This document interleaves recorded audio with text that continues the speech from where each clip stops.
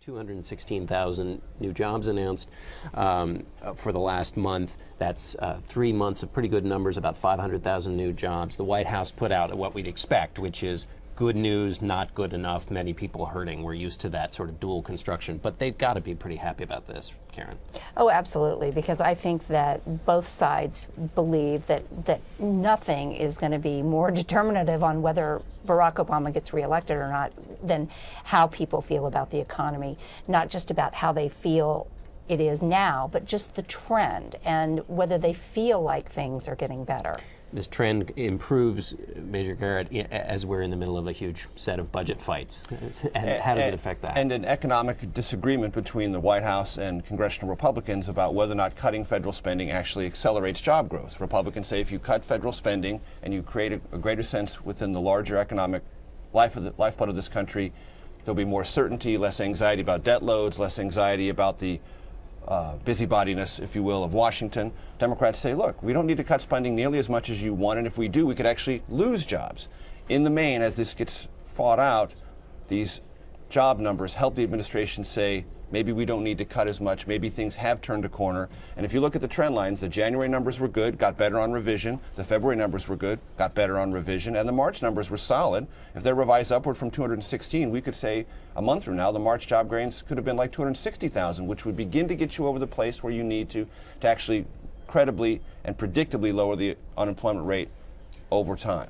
Michael Major makes a good point here, which is this is in some sense a ratification for administration policy, and yet in this budget fight, you don't see the president involved at all. You don't see a sort of full-throated defense of certain kinds of spending. The pushback here in terms of this debate we're having now about funding the government for this for the rest of this fiscal year seems kind of weak, given some good numbers and given the fact there is a strong Democratic argument. Well, that's right. But, it's interesting because when this all started to unfold, I was looking for a replay of 1995, and I thought Bill Clinton did a successful job of fighting back against Newt Gingrich and Bob Dole and the Republicans who wanted to cut the budget back then, and he really hammered away ad nauseum at a handful of programs that he was saying Republicans were going to jeopardize: environment, education, I think Medicare was another, and he outdid them in the end. A very different approach. In this case, Barack Obama is hanging back. He's not getting too involved. He wants to sort of let this thing play out from a distance. And, Democrats in the Senate are not happy about this. There's been some tension within the party ranks about who should be taking the lead and how it should be done. But I do feel that Republicans are doing a better job of getting their message out, which I think in some ways is simpler. Just cut the darn budget by a lot.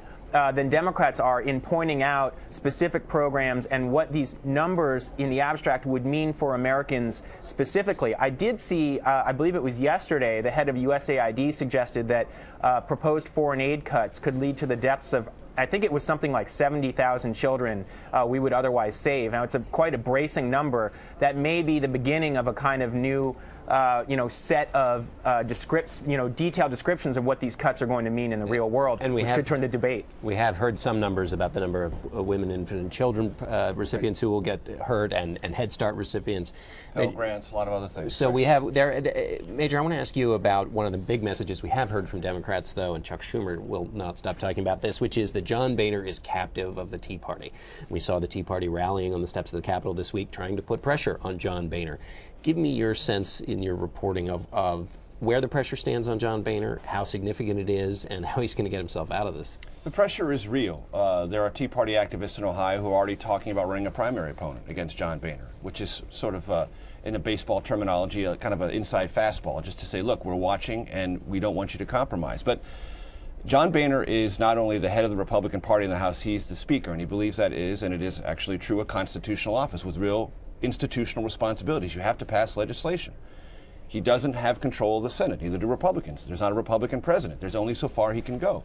And what he's going to tell those House Republicans who are upset about whatever compromise that's coming is we can only take it this far. And if I told you in September, House Republicans, that we would get this president with barely a squeak to sign on to $33 billion in real cuts from his 2010 budget, you'd have taken that in a heartbeat.